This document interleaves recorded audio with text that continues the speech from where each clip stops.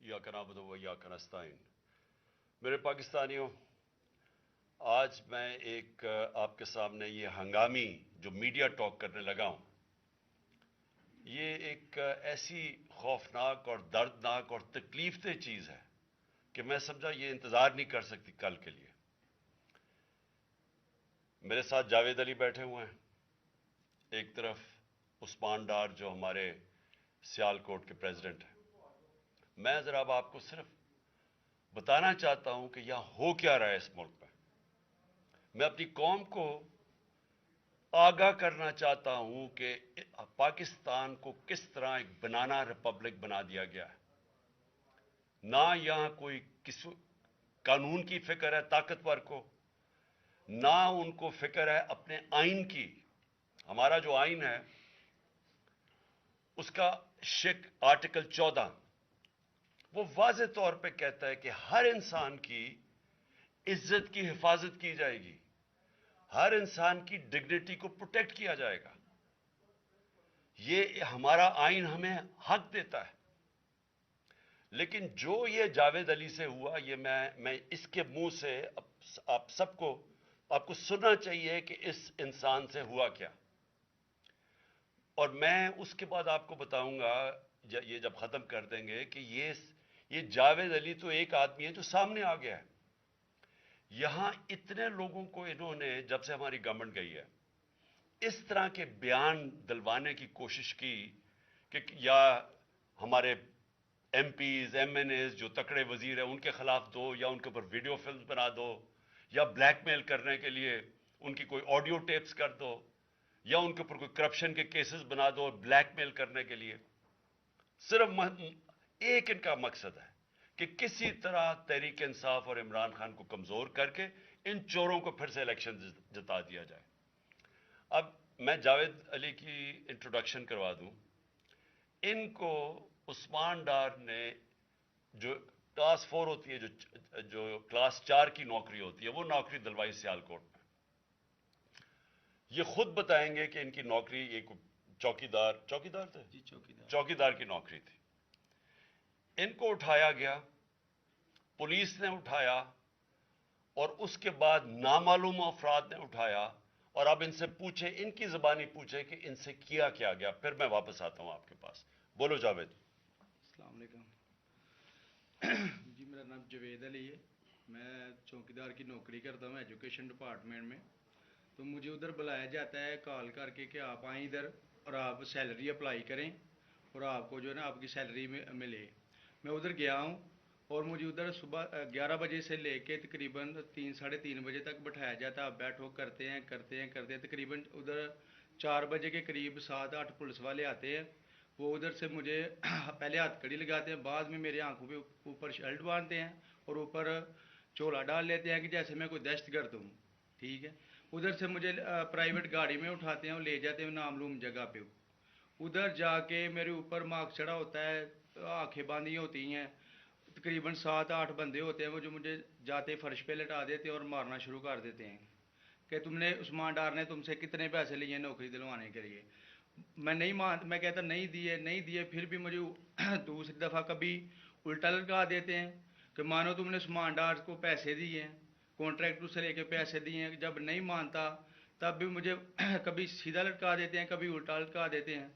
और बाद में जब मेरे मसलन के कभी ईंट ले उधर से ईंट उठाते हैं, उसे धागे से आगे मेरे नाजुक हिस्सों में बांध देते हैं कि मानो तुम कॉन्ट्रैक्ट से पैसे लेके उस्मान डार को देते हो। कपड़े उतारते हैं, बताओ बाद जरा। में मुझे नंगा करते हैं, कपड़े उतारते हैं, कपड़े उतार के उधर फर्श पे बिठा देते हैं कि मानो तुमने उस्मान डार को पैसे दिए हैं। जब नहीं मानता तो फिर उधर से कहते हैं कि डाला भेजो, इसकी बीवी को उठाओ, इसके बच्चे को उठाओ और इधर उसको लाकर उसको बरहना करो, उसकी वीडियो बनाओ, फेसबुक पे डालो और ब्लैकमेल करो। तब उधर से जाके जब मेरी फैमिली आई तब मैं उधर से टूटा, उनके आगे रोया कि अब आप बताएं कि मैंने क्या करना है। उसने कहा कि आप 124 के बयान दिए और ये कमेंट मेरे कह रहे हैं कि आपने ये पैसे ठेकेदारों से लेके उस्मान डार को दिए। ये बताएं आप कि कोई, ये सब चुप हो जाते थे जब कोई आता था एक उधर आदमी। जब को मेरी तो आंखें बांधी होती थी, ठीक। اس وقت جب کوئی آتا تھا ادھر، کوئی افسر آتا تھا، یہ کہتے تھے کہ بڑے صاحب آ گئے ہیں، بڑے صاحب آ گئے ہیں، اور سب سائلنٹ ہو جاتے تھے. جب وہ آتا تھا سب سائلنٹ تھا. اب ٹھیک ہے لگے رہو، کرتے جاؤ، لگے رہو. یہ بات میں اب آپ کے سامنے یہ جو جاوید علی نے بات رکھی، یہ ہر طرح ہم کنفرم کر سکتے ہیں. قرآن کے اوپر ہاتھ رکھنے کے لیے میرے سامنے تیار تھے. یہ عثمان ڈار کو پھنسانے کے لیے، اس کو کرپشن کیسز میں لانے کے لیے، یہ ساری چیز، یہ جو اس سے 164 کا بیان دلوایا گیا، اور پھر بیوی بچوں کو ساتھ والے کمرے میں لا کے ان کو کہا کہ اس کو ننگا کریں گے. یہ سیدھی بات بتائے. بیوی کو کہا کہ اس کو ننگا کر کے اس کی تصویریں بنائیں گے اور پھر فیس بک پہ چلائیں گے. میں آج اپنی بڑے رسپیکٹ سے، میں اپنی عدلیہ سے، میں اپنی چیف جسٹس صاحب سے کہنا چاہتا ہوں کہ دیکھیں، میں اب سے نہیں، جب سے ہماری حکومت گئی ہے، میں تب سے کہتا رہا ہوں کہ ہمارے بنیادی حقوق کی حفاظت کون کرے گا. شہباز گل کو اٹھایا، اس کو ٹارچر کیا گیا، اس کو ننگا کیا گیا، اس کو لٹکایا گیا اوپر، اس کو مارا گیا. اس سے بیان دلوا رہے تھے کہ عمران خان کے خلاف سٹیٹمنٹ دو. جو اس کو کہہ رہے تھے عثمان ڈار کے خلاف سٹیٹمنٹ دو. اس کو میں تب بھی، میں نے صرف ایک میرے منہ سے نکل گئی اور اس سے میں نکل گئی کہ ہم جس جج نے ان کو ریمانڈ دلوایا تھا واپس، شہباز گل کو واپس جیل میں، جب وہ ٹارچر ہوا تھا، تو میں نے کہا قانونی کارروائی کریں گے. میرے اوپر کنٹیمپٹ نوٹس کیا گیا.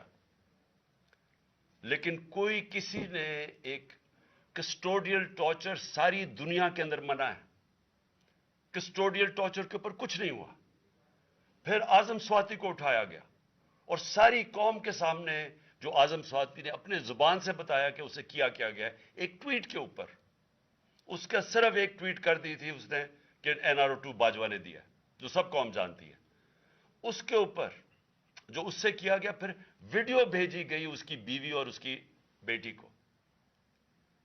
ایسی چیزیں اس ملک کی تاریخ میں کبھی نہیں ہوئی، یا میں تو نہیں کبھی سنی تھی ایسی چیزیں. شاید دہشت گردوں سے ہوتی ہوں، شاید کوئی باہر کے جاسوسوں سے ہوتی ہو، غداروں سے، لیکن اپنے شہریوں کو اس طرح کرنا اس ملک کی تاریخ میں کبھی نہیں ہوا.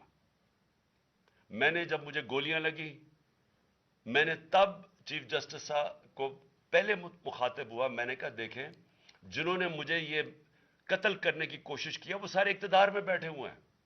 اس میں یہ جو ایک آدمی ڈرٹی ہیری، جب سے جنرل باجوہ لے کے آیا یہاں، تب سے یہ تشدد شروع ہوا ہے. شہباز گل کا، اعظم سواتی کا، مجھے گولیاں لگی. یہ جو داستان آپ سن رہے ہیں، سوشل میڈیا کے بچوں سے پوچھیں، جب سے یہ آدمی آئے ان سے اٹھ کے کیا ہوا. ان کو بند کمروں میں کپڑے اتارے گئے، ذلیل کیا گیا. ایک ماں باپ نے مجھے کال کی، انہوں نے کہا ابھی تک ان کا بیٹا نارمل نہیں ہوا. اس سے اوپر اتنا تشدد کیا کہ وہ ابھی تک نارمل نہیں ہوا. اور میں ان کو کہا، جس طرح اس کو جاوید کو کہا میں نے، سامنے آؤ. سب ڈرتے ہیں، نامعلوم افراد سے سب ڈرتے ہیں، اور کوئی کسی قسم کی پروٹیکشن کسی کو نہیں ہے، کیونکہ یہ قانون کے اوپر ہے. یہ جو مرضی کر لیں، کوئی ان کو بچانے والا نہیں ہے.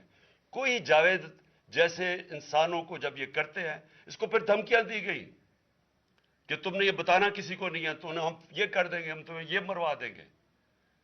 تو یہ اس ملک کی، ہمارے پاس تو ایک ہی راستہ ہے.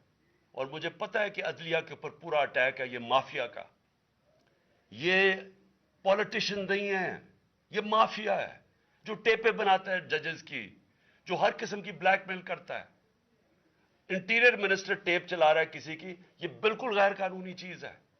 وہ جج کی ٹیپ چلا رہا ہے، وہ اس کی مریم وہ ٹیپ چلا رہی ہے کسی ارشد ملک جج کی، کبھی ثاقب نثار کی ٹیپ چل رہی ہے. یہ کسی مہذب معاشرے میں یہ چیزیں نہیں ہوتی. یہ کنٹرول کے لیے، عدلیہ کو کنٹرول کے لیے صرف یہ سارے حربے استعمال کیے جا رہے ہیں.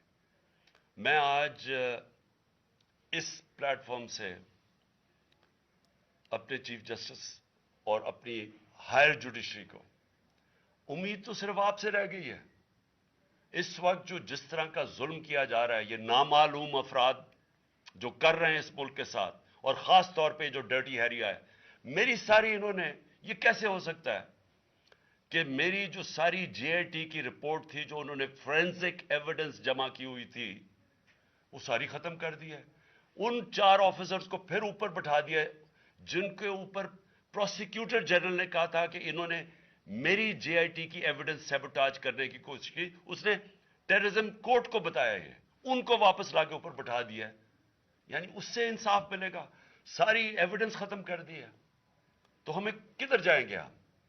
میری ریکویسٹ ہے چیف جسٹس صاحب، یہ جاوید علی کی، اس کے اوپر سوٹ موٹو ایکشن لیں، پتہ چلائیں کہ یہ کون لوگ ہیں.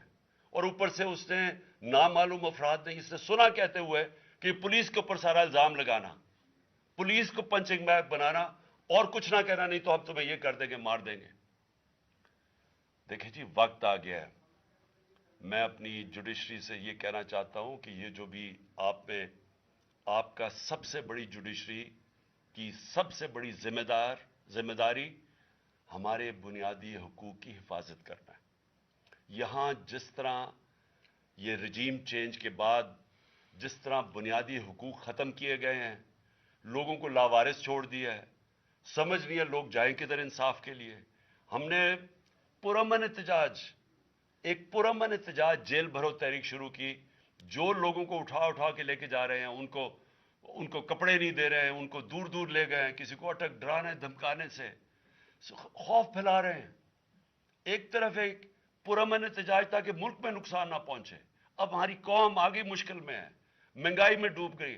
کبھی پاکستان کی تاریخ میں 41% مہنگائی انفلیشن نہیں ہوئی. چھوڑ کے گئے تھے 12% تھی، آج 41% ہے. ہم اس کے احتجاج کریں کہ چور اوپر بٹھا دیے، این آر او مل گیا ہے، پکڑ کے یہ حالات ہوتا ہے. سب کو ڈرانا دھمکانا، جرنلسٹ کو، صحافیوں کو، ٹی وی چینلز کو. تو میں صرف چیف جسٹس صاحب اور آپ اپنے سپریم کورٹ سے آج خاص درخواست کرتا ہوں کہ یہ جاوید علی کی کہانی سنیں، پوچھیں کون ذمہ دار ہے. کہیں تو لائن ڈرا کریں کہ اب ان کو خوف تو ہو کہ کوئی کھڑا ہے ان کے لیے، عوام کے لیے، عوام کے ساتھ کھڑا ہے. کوئی تو ایکشن لیں تاکہ عوام کو کوئی حوصلہ ہو کہ ہماری عدلیہ ہمیں بچائے گی. کون بچائے گا جاوید؟ سوچیں کہ بیوی بچوں کو ساتھ والے کمرے میں جا کے کہتے ہیں اس کو ننگا کر کے ہم اس کی تصویریں بنائیں گے. یہ کون سے معاشرے میں ہوتا ہے؟ یہ کوئی غدار ہے؟ کوئی ایک چوکی دار کی کلاس 4 کی نوکری کر رہا ہے، اس سے اٹھا کے یہ کیا کہ جی اس کے خلاف ایویڈنس دے، کہ وہ دیکھیں جی کتنا آپ نے اس کے لیے کتنی، پتہ نہیں کدھر سے اس نے کلاس 4 کے چوکی دار نے پتہ نہیں کیسے پیسے بنا کے دینے تھے اس کو. لیکن کوئی ایویڈنس مل جائے تاکہ کسی طرح تحریک انصاف کا جو سیالکوٹ کا ہمارا ڈسٹرکٹ کا پریزیڈنٹ ہے، اس کو کسی طرح گندا کیا جائے اور اس کو کسی طرح نااہل کیا جائے، کسی طرح اینٹی کرپشن میں آ جائے. اور یہ ہے پنجاب کی جو انہوں نے کیئر ٹیکر گورنمنٹ، یہ جو ایک بددیانت دار ایک میں اس کا نام مجھے سمجھ نہیں آتا کہ ایسا گھٹیا چیف الیکشن کمیشن اس ملک کی تاریخ میں نہیں آیا، کہ شرم نہیں آئی کہ نیوٹرل کیئر ٹیکر یہ حرکتیں کرتا ہے. یہ نیوٹرل کیئر ٹیکر کے نیچے ہو رہا ہے.